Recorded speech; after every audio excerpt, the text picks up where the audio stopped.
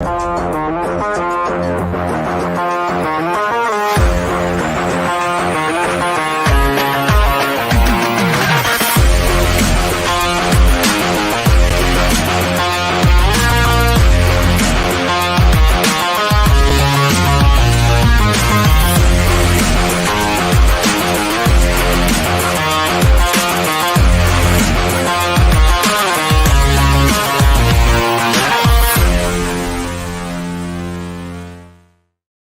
hello. This is Christina Barr, and you're watching Black Tea News.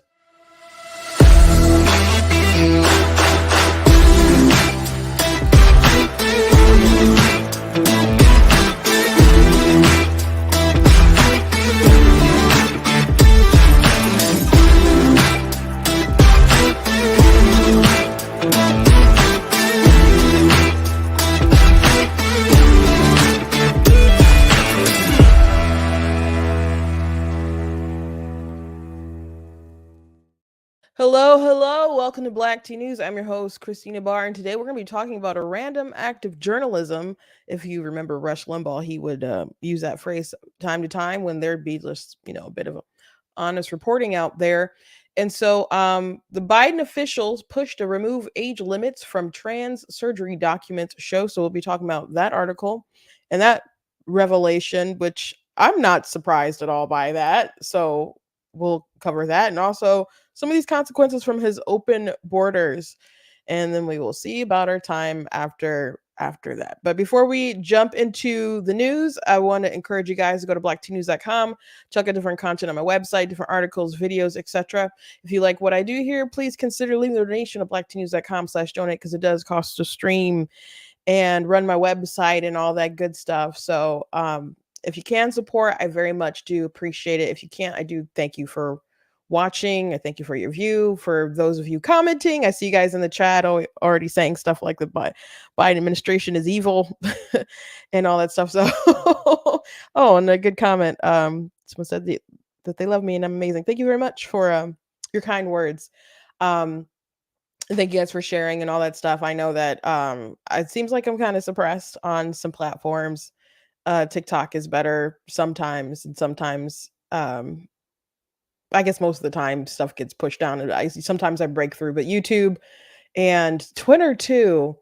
And I'm verified on Twitter. At least I paid for the verification, and it doesn't seem like it's doing me much good. But I'm out there still trying, and you guys are out there watching and supporting and letting other people know about my show. So I thank you guys for taking the time.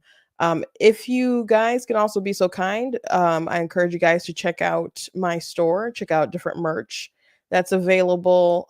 Like this, I got this pro-choice men are sus shirt that I got, and sus stands for suspect. And I got other pro-life stuff. I got this Trump make crack whack again t-shirt. And it's so funny because that was actually about Joe Biden and a story about how the administration like giving out like crack pipes to people, I guess to wean them off of maybe drugs or to make sure that they could do it safer or whatnot. And it wasn't even about his son. And all of a sudden there's crack in the White House. So yeah. So there's stuff you guys can check out too. Also, I do have different books that I've written. I've actually written more than 30 books, 35 books actually. But 18 are published, and 16 of them are fiction, 2 are nonfiction. One of my nonfiction books is, of course, God is Blatantly Against Abortion. My sister, who just had birthday on Monday, she's the person who did the art for the cover here. But it covers rights and theology and science and philosophy. And for people who ask, like, well, why did you make a book about this topic and decide to go a religious route? Because if I talk about this subject, people will say, well, it seems like you believe all humans have inherent value. Is that a religious opinion? So even if you are an atheist, people will assume it. Like Secular Pro-Life is a group run by atheists and who, range from different political views, including from very progressive. They are accused all the time of being secret Christians or simping for Christians and all that other kind of stuff because they believe that it's wrong to unalive babies. So I decided, you know what?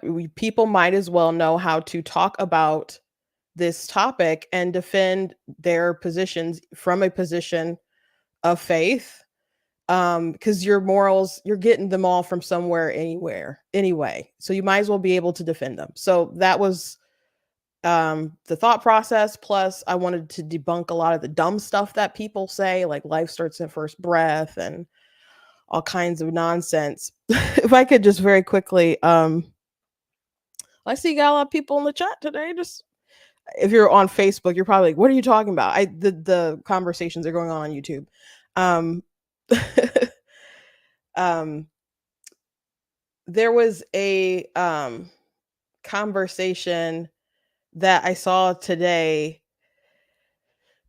Well, I had seen it some time ago, but I was going back watching a video from this guy. His name is Dan McKellen, and he has a very large TikTok account. He has a YouTube account too, but he's a critical scholar and he's a Mormon. And he just goes through the Bible and says the most untrue things about it.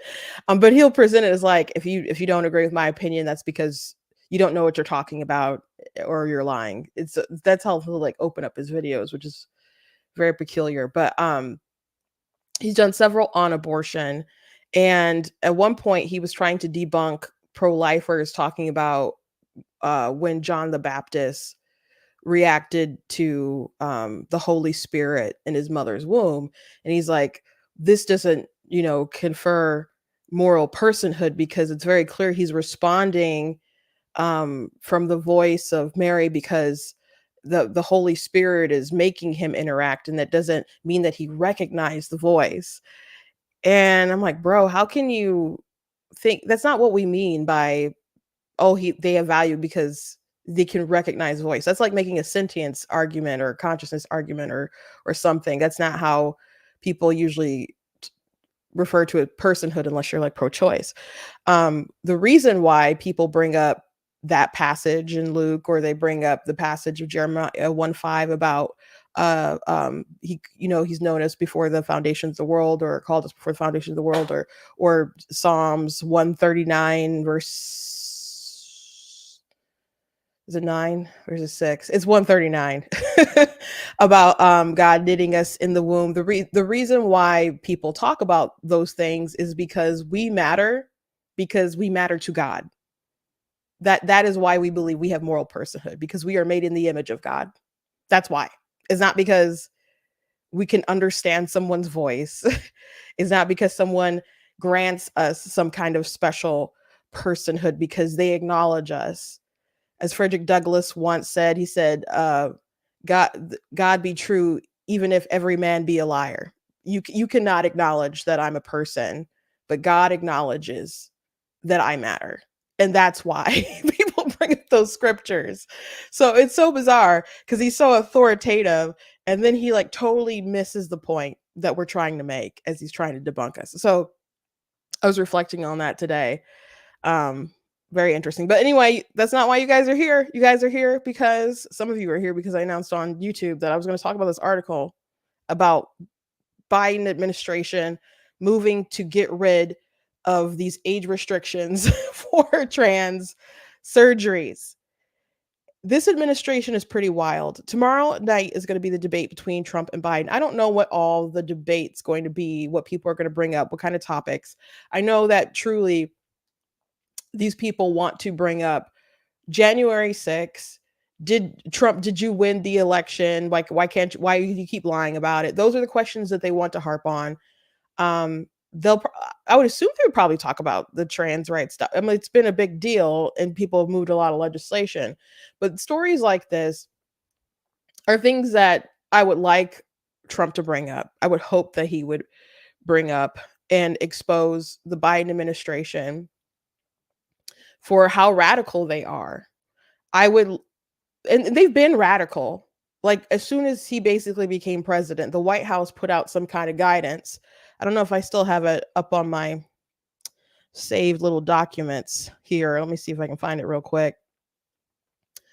Talking about how you can't affirm. Here it is. It's a guideline system here about gender affirming care in young people. And this is the White House, the Biden administration put this out about affirming care. What is it? When is it used? And whether it's reversible or not.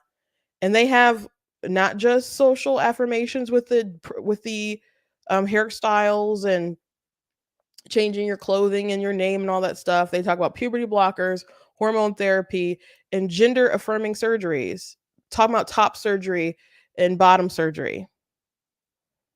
And so at least I guess then they said typically because they definitely can do it to minors, cutting off, young women's breasts or, doing stuff at the bottom for men and women.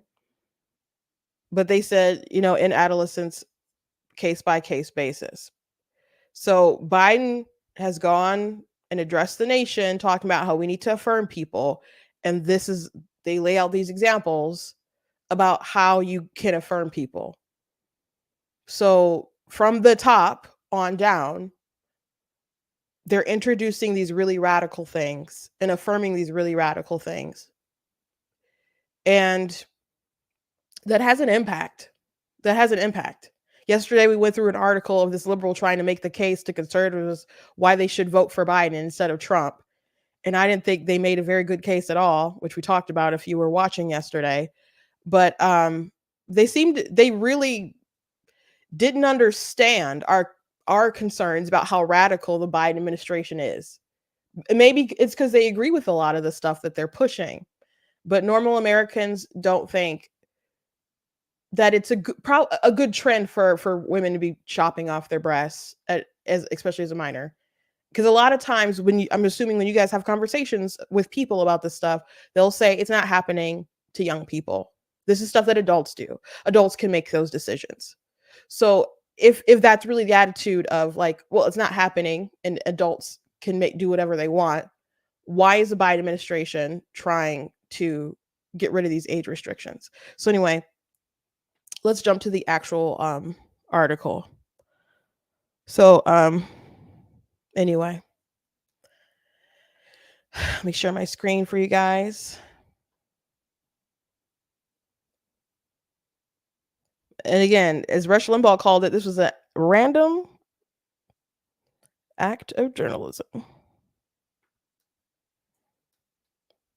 Biden officials pushed to remove age limits for trans surgery, documents show. Newly released emails from an influential group issuing transgender medical guidelines indicate that U.S. health officials lobbied to remove age minimums for surgery in minors because of concerns over political fallout.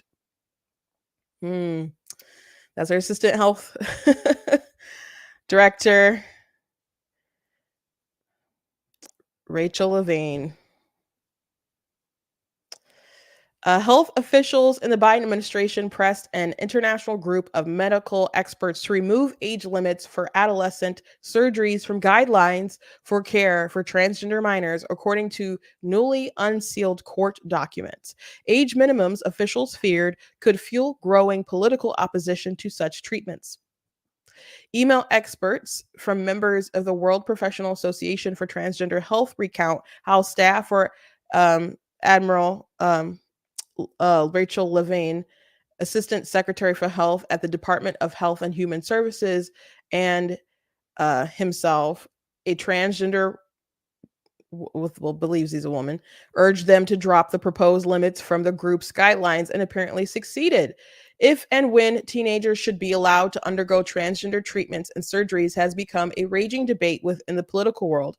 Opponents say teenagers are too young to make such decisions, but supporters, including an array of medical experts, posit that young people with gender dysphoria face depression and worsening distress if their issues go unaddressed. In the United States, setting age limits was controversial from the start. The draft guidelines released in late 2021 recommended lowering the age minimums to 14 for hormonal treatments, 15 for mastectomies, 16 for breast augmentation or facial surgeries, and 17 for genital surgeries or hysterectomies. So all the stuff for minors. The proposed age limits were eliminated. And by the way, like Chloe Cole is a very famous detransitioner who's suing people who did what they did to her. But she chopped off, I think she started puberty blockers. I don't know if it was 12 or 13. but her breasts were chopped off, I wanna say at around 15. She could have been a little younger than that, but I think it was 15. But now she wishes she had her breasts, and she doesn't believe that she's a boy, and her parents did say yes, she did get permission, but she says they were telling her things like, or they're telling her parents, "Would you rather have an alive son or a dead daughter?" So they scare these parents, make them believe that these children unalive themselves. If you're wondering why I'm saying unalive, social media doesn't like certain words. So, um, and not that it will get taken down, but it'll just kind of hinder the reach. So, sometimes I try to be mindful about those words. So they are terrified for their child. So they go by the recommendation of the doctors and they press forward. And now made this, she did permanent damage to her body. And I've seen her cry and talk about other things going on with her body in her lower regions. And I've seen other poor stories from people who detransition and people who didn't detransition, but they still got horror stories because you're doing these unnatural things to your body, very unnatural, mutilating it in order to reach a goal that is literally impossible because you can never be a man, you can never be a woman, whatever you're trying to achieve. I use the analogy often that they're chasing a pot of gold, you know, at the end of a never ending rainbow. And I think it's cruel that we as a society are basically having a gun held to our head saying we have to go along with it, we have to affirm. And even this expectation of people like you have to do it or they will harm themselves. To me, it sounds like you are building this expectation as if that is just that would be a reasonable thing for them to do if we don't affirm them. So to me, it normalizes a culture of them actually harming themselves if we don't all go along with the lie. Instead of really sitting people down and having hard conversations with our loved ones, there is no way for Chloe Cole to really explain or believe or um, justify rather that she was a boy. I feel like a boy. What does that mean? What does that even mean? Because all you would know are stereotypes. You want to cut your hair, you want to change your clothes, you want to, you know, I don't know, play sports with the, okay, but you want to dress a little more masculine, that's fine. Or people can say it's fine. I don't know how everyone feels about it, but actually going that step forward and believing something that's contrary to reality and expecting everyone else to go along with it and threatening self-harm if folks don't comply. These people are obviously unhealthy. And if you say that, like mentally unhealthy, people get angry. But you don't have a hair trigger situation with someone about to unalive themselves if they're mentally well. But the issue is instead of trying to get to the root of that, you just want to cope, I guess, and feed the mind sickness and then force everyone else to basically be sick as well because we have to also live under the delusion. I mean, I don't know if that language is too tough for folks, but if you're not used to it, it just kind of is what it is.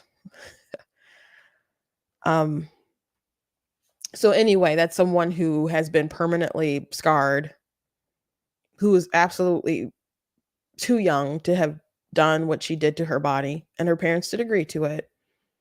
But they emotionally manipulated her parents, and they're not the only family who's been damaged.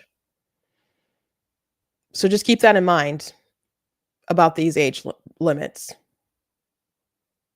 The proposed age limits were eliminated in the final guidelines outlining standards of care, spurring concerns within the international group and with outside experts as to why the age proposals had vanished. The emails excerpts released this weekend shed light on possible reasons for those guideline changes and highlight Admiral Levin's role as top point person on transgender issues in the Biden administration. The excerpts are legal filings in a federal lawsuit challenging Alabama's ban on gender affirming care. One excerpt from the unnamed member of the WPATH Guideline Development Group recalled a conversation with Sarah Boating, then serving as Admiral Levin's chief of staff. She's confident based on the rhetoric she is hearing in DC and from what we have already seen that these specific listings of ages under 18 will result in devastating legislation for trans care. She wonders if the specific ages can be taken out. So instead of letting some kind of standard for care, which I don't think that those ages and the stuff going on is appropriate either. I don't think you should be halting these people's puberty. I don't think that you should be chopping off their breasts or whatever anyway.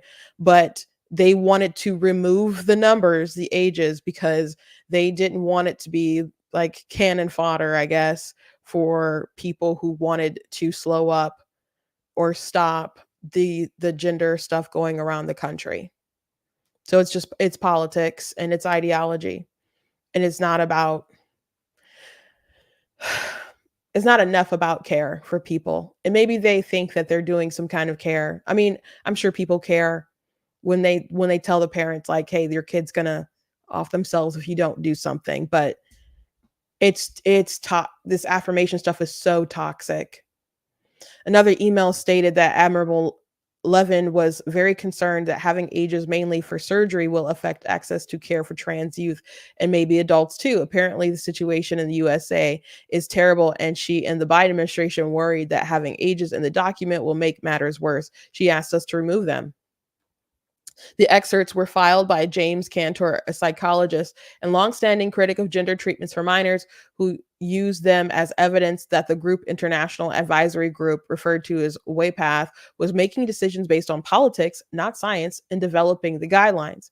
The emails were part of a report submitted in support of Alabama's ban on transgender medical care for minors. No emails from the Admiral Levine staff were released. Plaintiffs are seeking to bar Dr. Cantor from giving testimony in the case, claiming that he lacks expertise and that his opinions are irrelevant. Admiral Levine and the Department of Health and Human Services did not respond to requests for comment, citing pending litigation. I'm sure. I wonder if anybody asked the press secretary about this today. I haven't seen any clips or anything with the press conference. Dr. Cantor said, which I would assume they probably say the same thing. It's pending litigation and wouldn't comment on ongoing cases, is what I would assume the White House would say about this. Dr. Cantor said he filed the report to expose the contents of the group's internal emails obtained by subpoena in the case, most of which remain under seal because of a protective order. What's being told to the public is totally different from way past discussions in private, he said. Dr. Marcy Bowers, a gynecologic and reconstructive surgeon, the president of WAPATH, rejected that claim. It wasn't political. The politics were already evident, said Dr. Bowers. WAPATH doesn't look at politics when making a decision. Yeah, right. In other emails released this week, some WAPATH members voiced their disagreement with the proposed changes. If our concern is with legislation, which I don't think it should be, we should be basing this on science and expert consensus if we're being ethical. Wouldn't including the ages be helpful? One member wrote, I need someone to explain to me how taking out the ages will help in the fight against the conservative anti-trans agenda. Exactly. Exactly. That's what that's what's the most puzzling about this. If you remove ages and people are going around saying they're mutilating children and it's wrong and we don't want you to do that, Aren't you making the case that, oh look, those conservatives, they're correct, they're right again, on the money.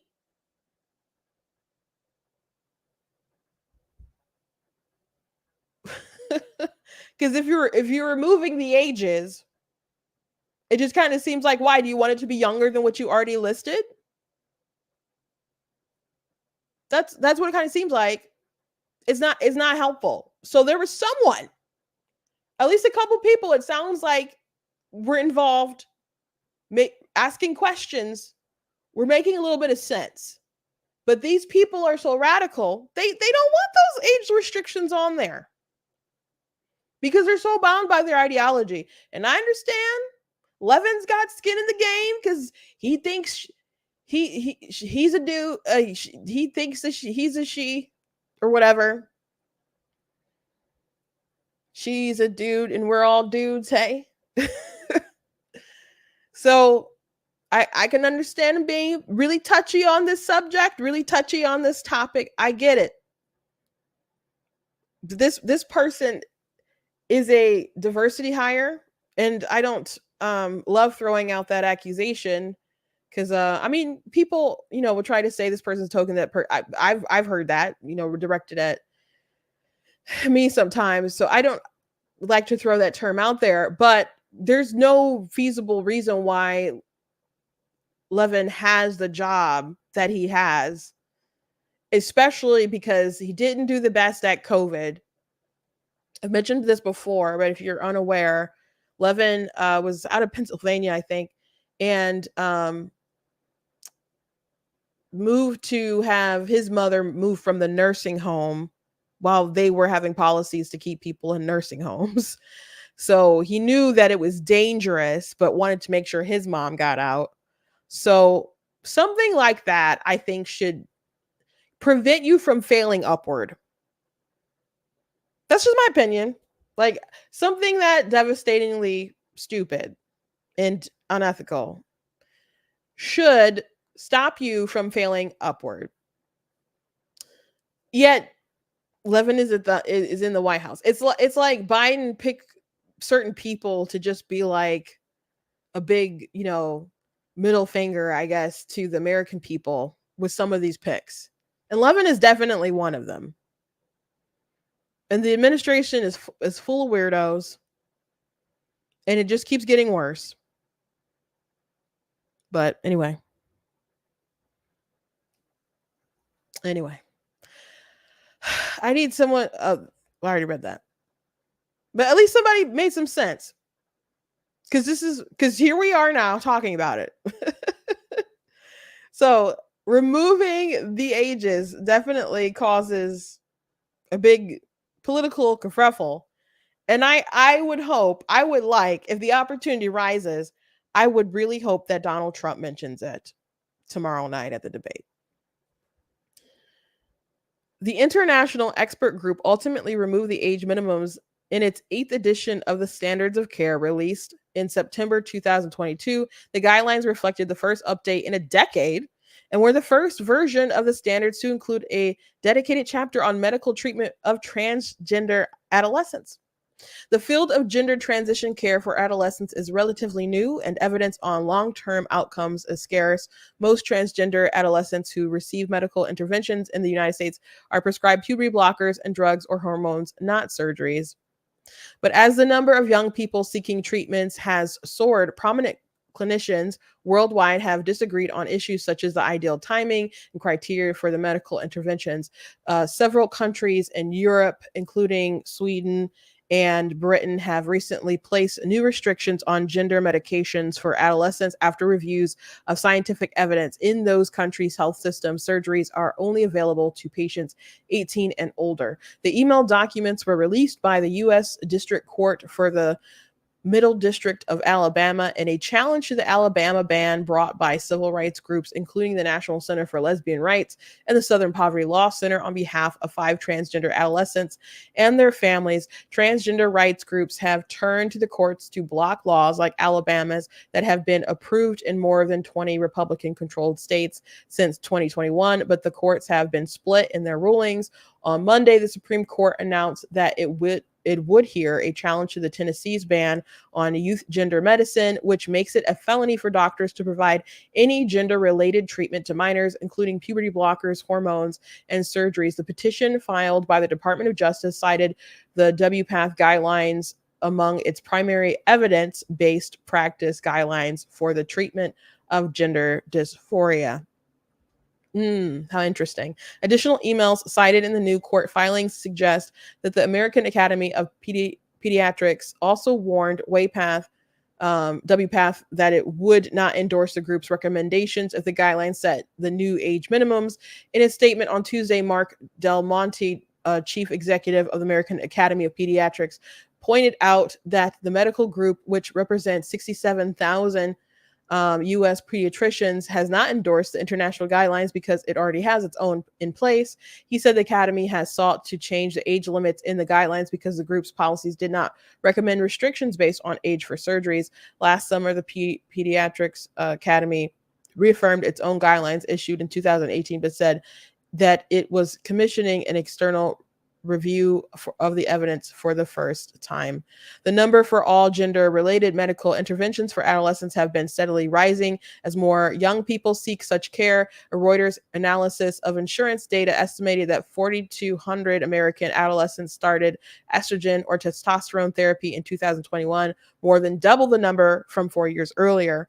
It's a contagion, y'all. Surgeries are more rare, and the vast majority are mastectomies or top surgery. So a lot of ladies. In 2021, Reuters estimated that 282 teenagers underwent top surgery that was paid for by insurance. Gender-related surgeries for minors have been a focal point for some politicians. Governor Ron DeSantis, Republican of Florida, has argued that surgeons should be sued for disfiguring children. In Texas, where parents of transgender children have been investigated for child abuse, Governor Greg Abbott, a Republican, has called genital surgeries in adolescents genital mutilation. The final WPATH guidelines state that distress about breast development in particular has been associated in transgender teenagers with higher rates of depression, anxiety, and distress.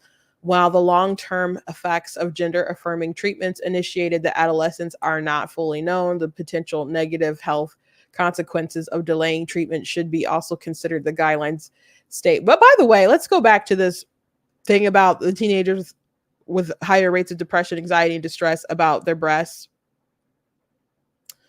Does that sound just like a girl thing to go through? Like they have these issues and they think that they could be a boy and they want to look like a boy for whatever reason, whatever underlining issues that are going on in their head. But children being uncomfortable with their body, does that sound just like a teenage thing, especially girls? Anxiety and just, looking in the mirror, feeling like their breasts are too small, their breasts are too big, etc., etc. It is so normal. It is so normal for people to be confused about how they are, upset with their body. It's just so normal. And we're like, well, we better chop those titties off. Come on, guys. Come on. Maybe people. I heard, what was the person who named the there was an article about I regret being a slut is the name of an article that I read to you guys one time. It was not my article. Bridget Fantasy. I don't know how to say her last name, but she used to write for Playboy. And she, used to obviously be a slut. That was her name of her article. But within that article, she talked about how women are treated and how different perceptions they can have. And she eventually got to a point where I can see how young women want to be a boy. But really, it's not that they want to be a boy. It's that they don't want to be a girl. And I just thought that was a brilliant way to kind of put it, though, so simply. Is it really they want to be a boy, or they just don't want to be in the body that they're in? And that they have some internalized misogyny, perhaps, and feel like if they were a boy, perhaps they could be safer, more confident, or whatever. And it's not really that they are the way that they're trying to project. It's that there's just issues that they have to face.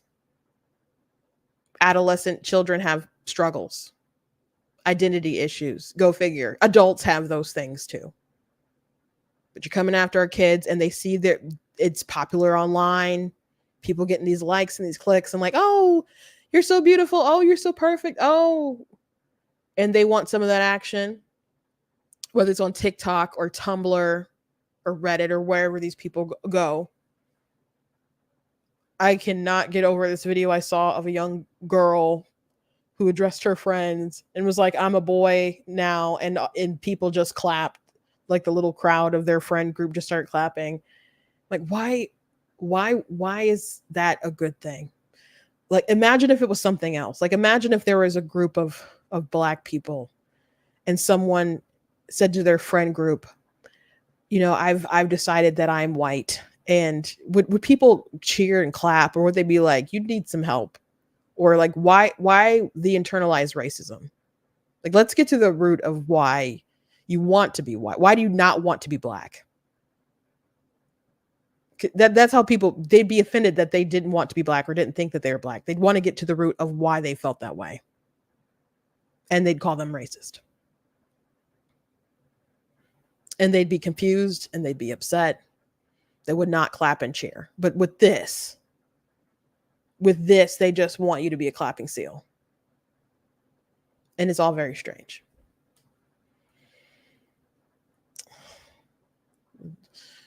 Girls might have anxiety about their breasts. Like, stop. While the long-term effects of gender-affirming treatments initiated in adolescence are not fully known, the potential negative health consequences of delaying treatment should also be considered. The guideline states, like being able to grow up and most likely grow up out of their confusion, like those kind of side effects. Gender-affirming surgery is valued highly by those who need these services, life-saving in many cases, Dr. Bauer said. And that is the end of that particular article, I believe. Yeah. That's the end of it.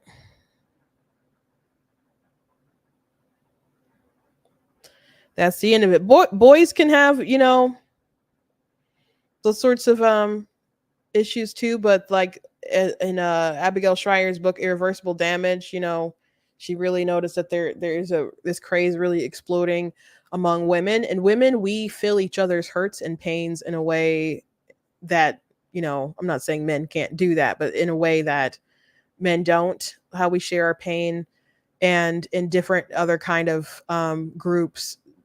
Like if you're depressed, you might be in a group with other girls who are depressed, and you like if there might be other people who might self-harm with like cutting and stuff that find themselves, or people who are bulimic, or whatever. There's different sort of health issues that could kind of circle and kind of fester among women, and this is a craze that's going on now. And if you say that it's a social contagion, people want to get all mad about it, but we have eyes. We have eyes. If people would just be like, no, you're not, we're not going to treat you any differently, even if you do X, Y, and Z. How many people would just like straighten up? You know, how many people would just straighten up? There was I saw Song of Hope at the Faith and Freedom conference. They premiered that movie for us. There was someone from the Daily Wire, Cabot Phillips, and actually got a picture with him. We had a brief but cool conversation, I guess. And I thought it was just going to be an interview about it or something. I did not realize we were going to watch a movie premiere. I'm like, oh, that's pretty neat. But the film is about this community that just was laid on their heart to start adopting and fostering children. And they're like, we want the tough cases, the kids that nobody wants. And they ended up adopting like 77 kids throughout the community. And it was just really a remarkable story, how they all just had a heart for these kids. And there are people crying. A lot of people were laughing in the film. You know, like, I guess, the chemistry and the of the, of the folks and their different sayings, and they just seem like really real people, and people were crying. Like, they did one promo for where they were interviewing this guy, and he was just crying and crying. He could barely like talk. He had took off his glass and was just like this for, I don't know, like maybe 2 minutes solid. And I was standing next to his wife. I'm like, they're gonna probably use this promo because he's really emotional. And she ended up telling me that they were actually talking about fostering. So that was a timely movie for them. Um, so I'm assuming they'll probably go through with that. But anyway, there was a I don't want to spoil too much, but there's a part in the film where someone wanted to be a I'm sorry for the spoiler. Uh wanted to be a cat. And that was their way of coping with a lot of horrible things that happened in their life. And so one of the characters decided, was just like, okay, if you're going to be a cat, we're going to treat you like a cat. And they're like, you can sleep outside, and you're not going to eat this food that we make for dinner. You're going to eat like chicken gizzards or something. So very quickly she was just like, I don't want to be a cat anymore. And there were still moments where she wanted to like kind of slip back into that, because again, it was a coping mechanisms for other things that were going on, but she wasn't literally a cat. And they knew that she wasn't literally a cat, and that technically she didn't really literally want to live her life as a cat. But someone just had to be real with her and kind of say, this is the reality of the situation. And I know he kind of played along with it a little bit, but he didn't play along because he authentically thought that she was a cat. But he just wanted to show her how silly it was. So that was kind of a bravo moment. The movie was good, by the way. Go ahead and see it when it comes out. It's Angel Studios partnered with the Daily Wire. So I don't know what day it comes out. So you guys are gonna have to look that up. But it was a pretty good movie. But my point is of mentioning that was that we just got to be real with these kids, as opposed to everyone making it seem like it's heroic to chop off their breasts. This is a sign that something is wrong, and they're crying out for help. And instead of figuring out what's really wrong, we hand them a knife. That is crazy. That's what's crazy. So we talk about mental health all this time in this country, but at the same time, it's very clear that we don't want to be well as a society. We clearly do not want to be well unless we stand up for the truth and stand up for our kids and stand up against the Biden administration and this insanity. We've got to do something. I wish that the Democrats weren't so crazy with pushing this stuff. It I don't want to feel like it's do or die every election. I don't want to feel like there's this huge divide like this. Like during the midterms, I had a conversation with someone like, I don't want to feel I don't I wish that I had normal like people to represent me, because I live in a pretty Democrat area. Like I don't want them to be crazy. I want them to be normal. Even if we disagree on some stuff, even if they're going to pass some things I don't like. I wish there wasn't this big of a divide. Sometimes people want the worst person to be like, oh my gosh, Biden's doing this, they're so crazy. Oh, people will go out and vote Republican. I don't want them to be this crazy. I don't want our nation to be this divided on this stuff. And there's always a chance that you lose and you're stuck with the crazy. Even if it was a hard choice between Republican and Democrat, because people, I guess, were more in the middle on stuff. I would rather be in a situation where maybe we lose because it's a tighter race and it deserves to be a tighter race than be in danger of this insanity prevailing. I just wish people were normal. I just wish people were normal. I wish the Democrats were normal on the border stuff. I wish Joe Biden was normal. And there's some Democrats that are like, I don't claim him, or like, I don't claim these open border stuff because they know it's really bad policy wise and they know their towns are being affected, etc. But man, is it bad. It continues to be bad. There was a report, I think it was NBC, about how an ISIS group or ISIS affiliated group was smuggling in people in the country. See if I can find it really quick. I don't remember if I reposted it.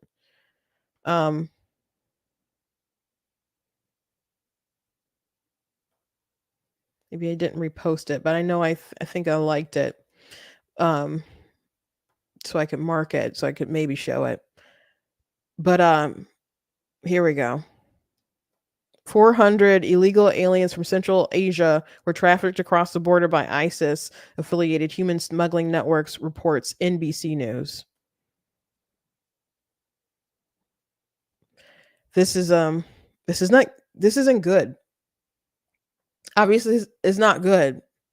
But what could this possibly lead to? When we don't control our own borders, it's controlled by the cartel, where the cartel has drones following our border to see who's coming up on it, etc. And them releasing people paying all this money to get smuggled into the country. And it's not just cute little families that are looking for the American dream. There's a lot of obviously criminal people coming over. And there's people with terror ties. And we won't know how bad it is, but this is pretty messed up. Tonight, NBC News has learned more than 50 migrants with potential ties to an ISIS-affiliated smuggling network are at large in America. Many illegally crossed the border and were released into the U.S. by Border Patrol because there was no information suggesting terror ties at the time. Now their whereabouts are unknown as immigration agents look to arrest them, U.S. officials tell us, saying they're among a group of over 400 migrants DHS identified in the U.S. from Tajikistan, Uzbekistan, Moldova, Kyrgyzstan, Georgia, and Russia as subjects of concern because they were brought to the U.S. by an ISIS-affiliated smuggling network, something the FBI director warned about earlier this year. Some of the overseas facilitators of the smuggling network have ISIS ties that we're very concerned about. ICE has located and arrested over 150 of the 400 migrants so far, with some already deported from the U.S., officials say, adding authorities are not panicking because their ties to ISIS are not certain, but they're prioritizing their arrest out of an abundance of caution. The problem is the volume of people coming across the southern border, individuals from ISIS and other affiliated groups have recognized it as a weak point in our defense, and they're using this opportunity to try to sneak in. NBC News was first to report on a similar arrest of an Uzbek man in Baltimore, whose country alerted the U.S. he was affiliated with ISIS. That man, like the others apprehended so far, was arrested on immigration charges, not terrorism-related charges. ISIS-K has claimed responsibility for deadly terror attacks in Russia and Iran in the past year. And recently, the DHS Inspector General sharply criticizing vetting at the U.S. southern border, saying DHS is at risk of admitting dangerous persons into the country or enabling asylum seekers who may pose significant threats to public safety and national security to continue to reside in the United States. Two senior law enforcement officials told NBC News they are not tracking a terror plot from this group of migrants, but their arrest on immigration charges come out of an abundance of caution. Lester?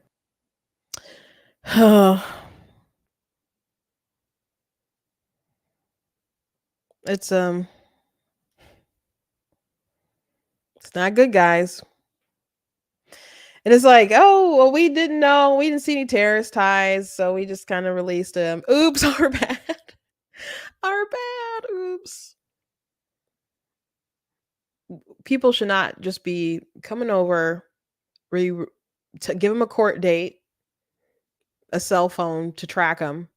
They could always ditch them or just, I don't know, not show up, whatever. And say, hey, we'll see you in maybe 5 years for your court hearing. Like, this is not a good situation. at all. At all.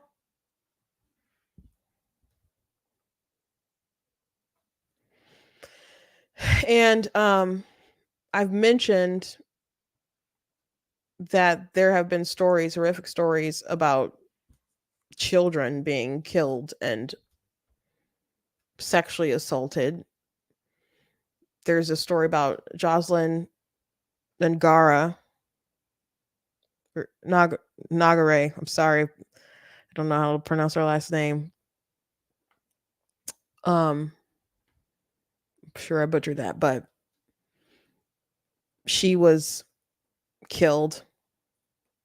12-year-old. New York Post reported fought back with her dying breaths, leaving bite and scratch marks on illegal immigrant, prosecutors say. Houston, Texas, little Jocelyn fought back against her attackers after she was lured under a Houston bridge and assaulted for 2 hours, leaving scratch and bite marks on one of the illegal migrants who accused of killing her, prosecutors revealed Tuesday.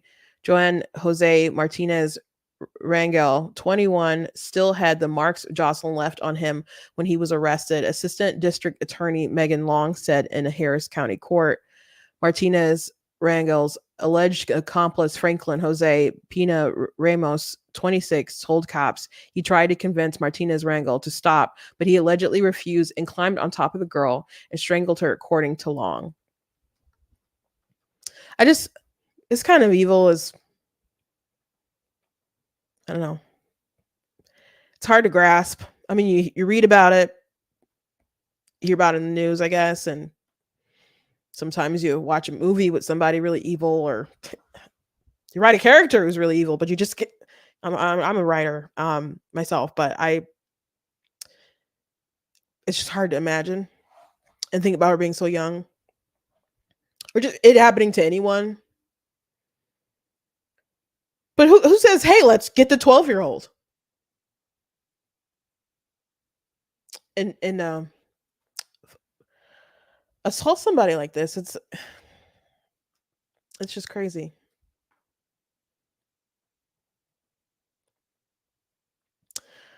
However, Martinez Rangel allegedly responded that he had to finish what he had started and covered her mouth, Long said. The chilling details came as Harris County District Court Judge Josh Hill set a $10 million bail for Martinez Rangel and labeled him a likely flight risk, which good call there. Hill said the decision for such a high bail amount was because he didn't want Pina and Martinez Rangel to flee, but also didn't want them to get deported and escape justice in the U.S. I've seen individuals go into ICE custody. And by the way, I don't understand people who aren't into the death penalty. Like sometimes I can understand, like, you don't want someone to be executed and they didn't do it or whatever. And then so sometimes there's doubts, and then you hear stories like this, and it's like, no, that sounds like justice.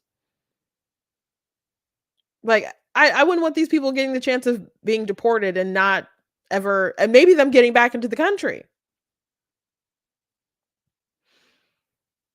I've seen individuals go into ICE custody, go through the deportation or removal process where they have been ordered to be removed, and that the feds have deported and removed those individuals with the Harris County criminal charges still pending, the judge said, and it puts us in the position where those charges would never be answered.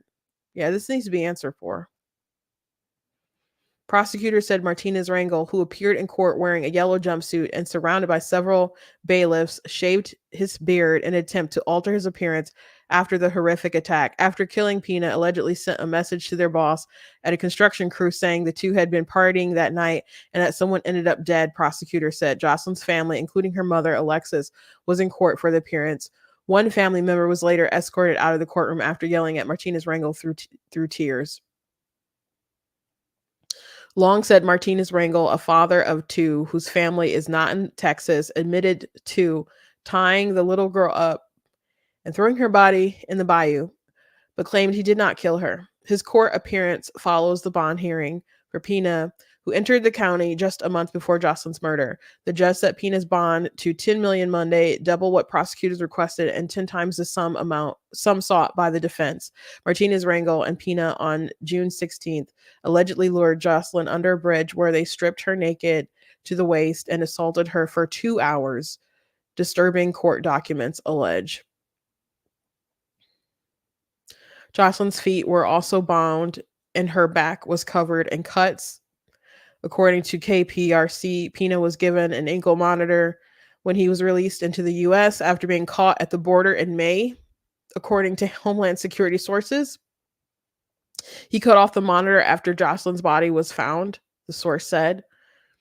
Martinez Rangel crossed the border illegally at El Paso in March 14th and was also given an ankle monitor, with authorities removed in May after determining he had no known criminal history. Besides illegally crossing the border, you mean? Pina crossed into El Paso on May 29th. The Post first reported last week, telling agents he was going to live with his cousin in Houston. Before federal authorities released him into the country, he was fitted with an ankle monitor that was set to track his location for 21 days, which he cut off 2 days after Jocelyn's body was found. Our immigration system is broken, and if there was ever a case that reflected that, it's this one, DA Kim Ogg said during a press conference following Pina's Monday hearing. Both Martinez, Rangel, and Pina were seen on surveillance video entering a 7-Eleven with Jocelyn. That night, she was killed before the two walked her to a bridge where her body was later found half naked and strangled.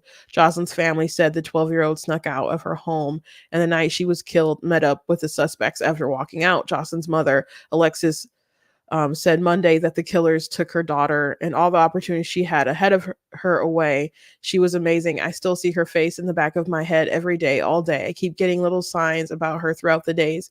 It has been a very, very hard time for me and my family. She had such a bright future ahead of her, and I knew she was going to go very far, and these monsters took that opportunity from her and our family. It's hard to read. I imagine it was hard for you guys to hear, but and people will say, well, you know what? There's people in the U.S. who commit crime and heinous crimes like this person. These people should not be here. I mean, no one should be doing stuff like this, but they also should not be here. And our borders being open, it just signals more criminals who want to take advantage of the U.S. to come here. And it boggles my mind. It boggles my mind that the Democrats are just not on this. Because this is like 5 alarm to people. This is the issue. Nancy Pelosi was asked the other day, like, what are the issues that people care? And she's like, oh, well, climate change and abortion. That these kids are being murdered. I mean, abortion kills kids, but they don't view it that way. What's more important, you being able to kill your kid, or that someone else is actually killing your kid? Those are your options. Those are your options.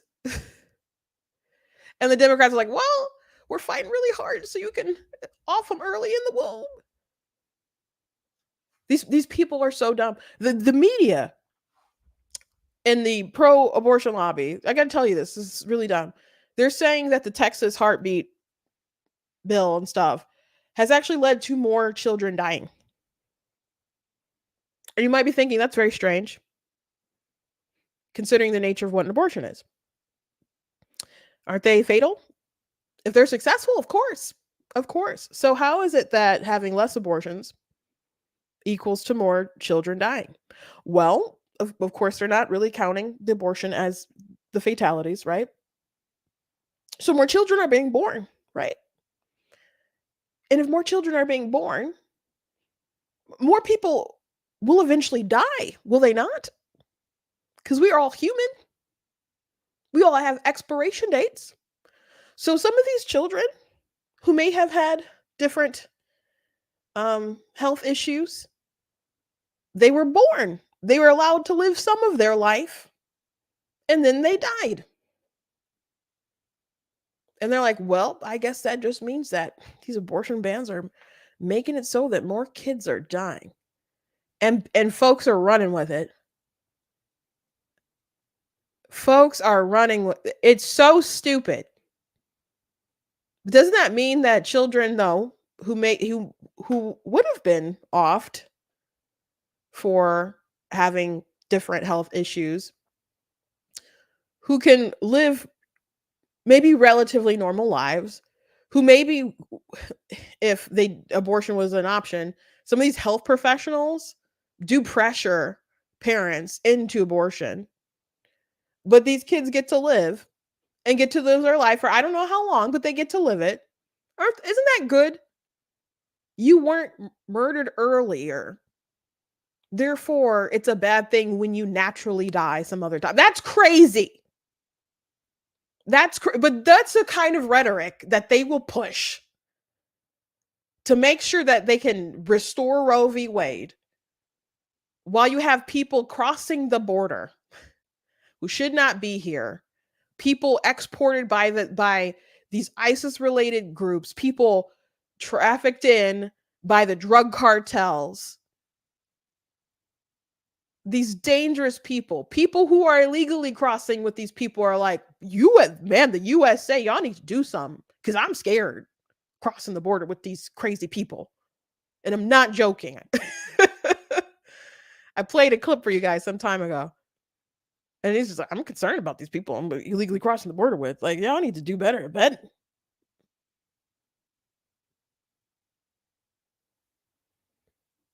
But we know where their focus is.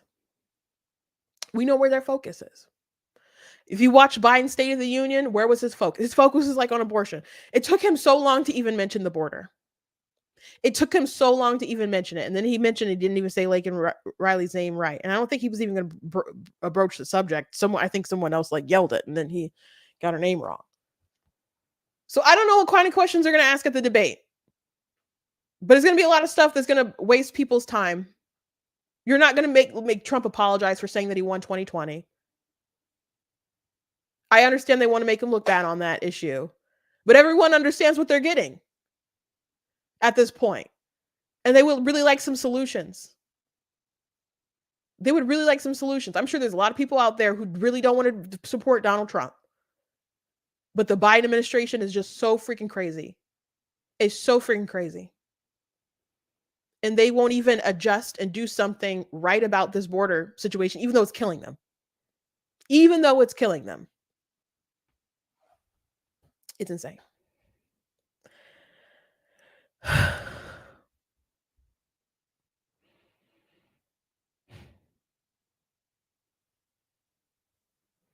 Someone said they live in England. The invasion is everywhere. Why is that? Well, I guess everyone's just not. I don't know. The West just likes being taken advantage of in the name of virtue, I guess. They feel that it's kind to. The way I was going to phrase it was going to be too vulgar. I don't know. They just find it virtuous to be a punk, I guess, and let the world just take advantage of them. And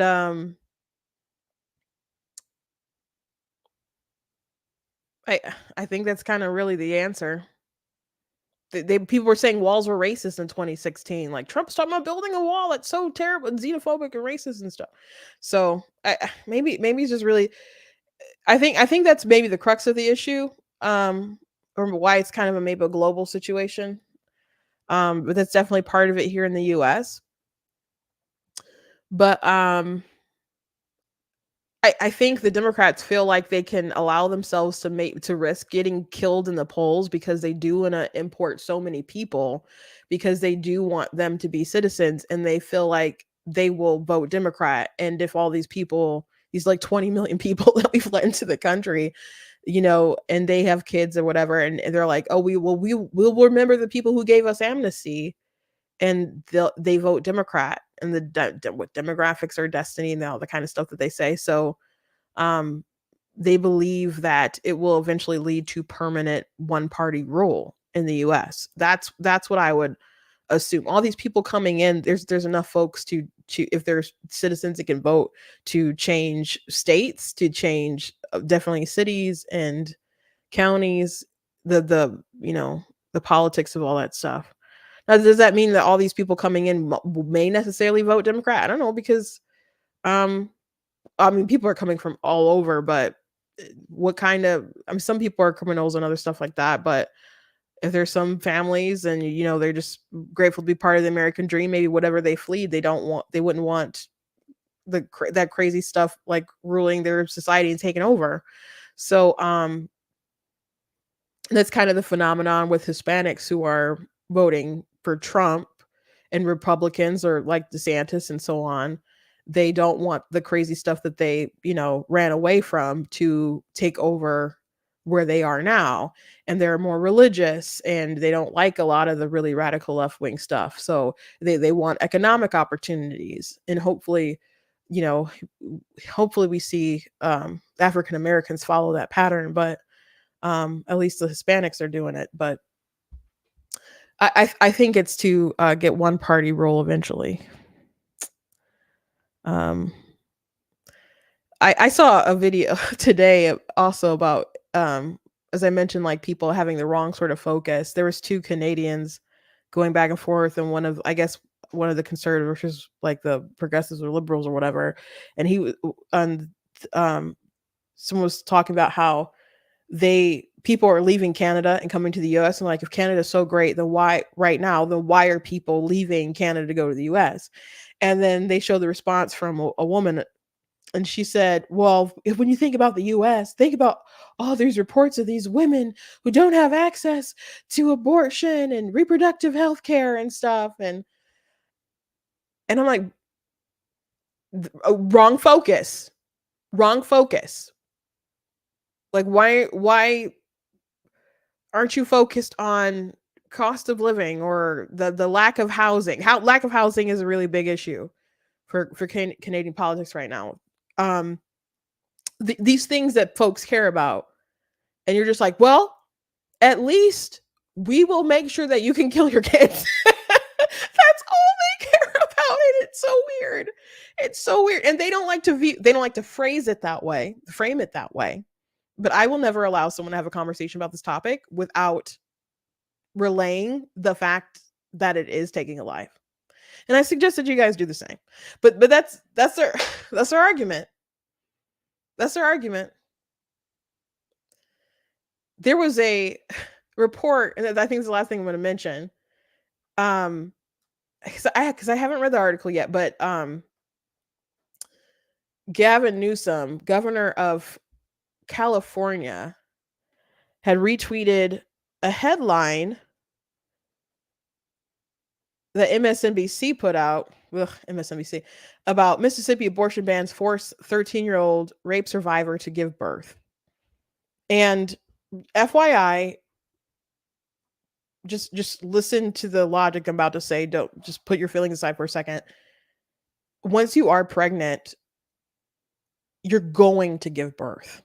So this phrase about like forcing to give birth, unless someone's like holding you down and do the labor, or unless there's some like actual act of violence or something, the forced language is so hyper hysterical.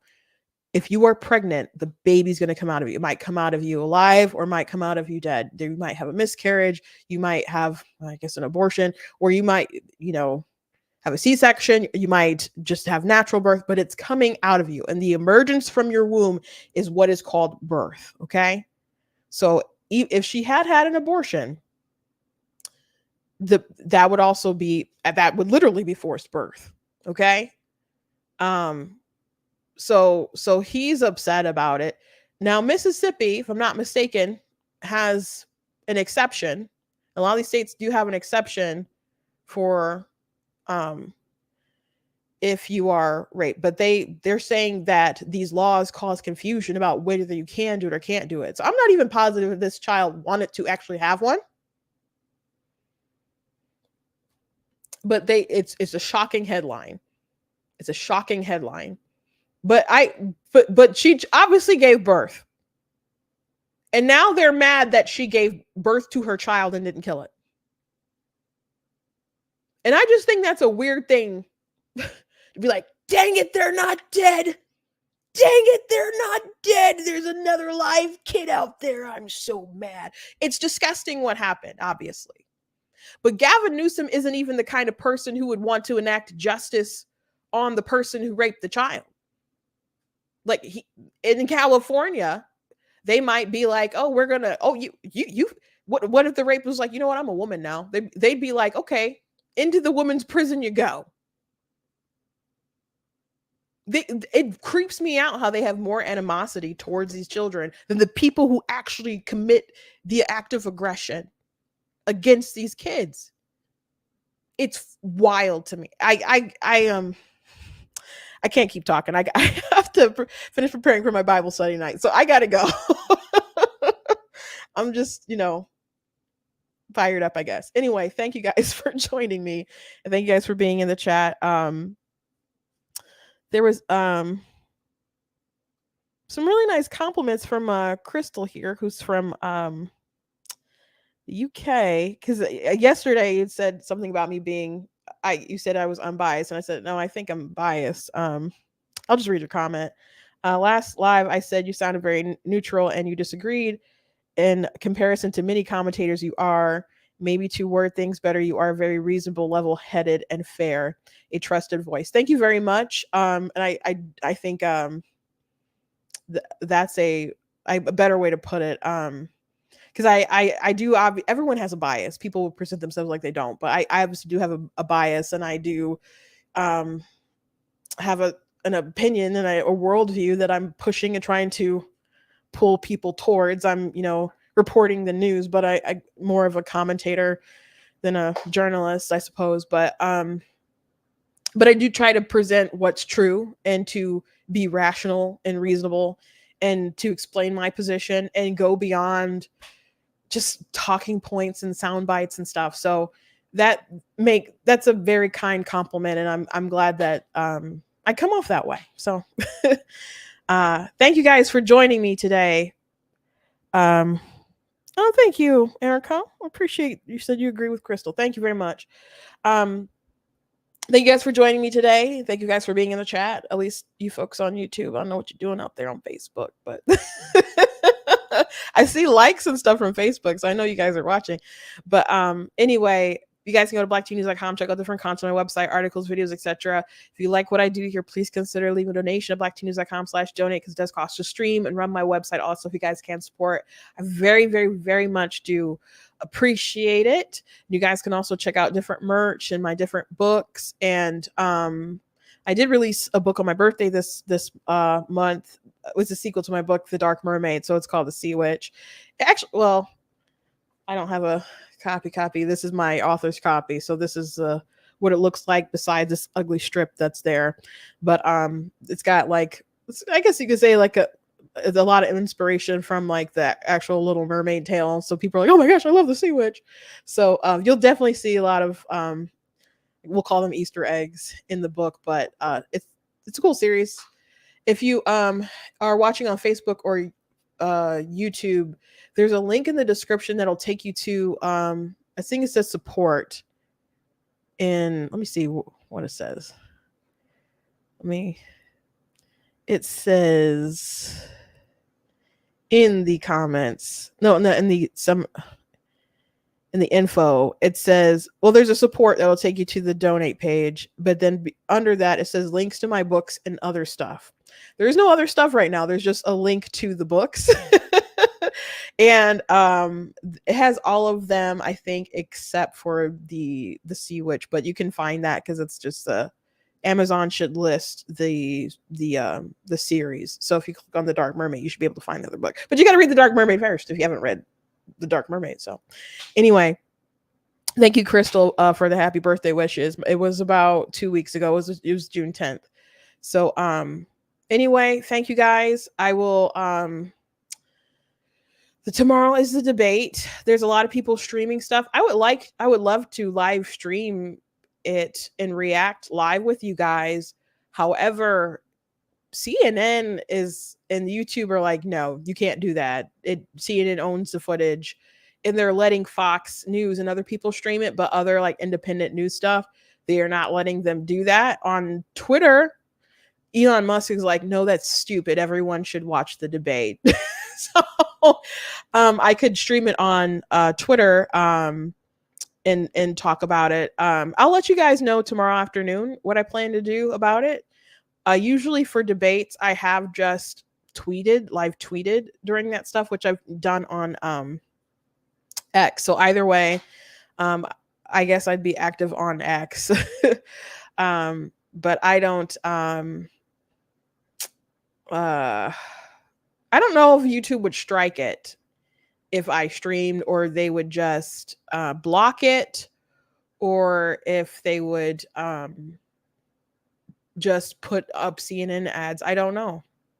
But they told Timcast they couldn't do it, and that's another unfortunate thing about the debate commission being pushed out, I guess, and all this stuff being privatized. But well, at the very least, we'll be talking about it on Friday. So we'll talk more about this tomorrow. Thank you guys. God bless you, and I'll see you tomorrow.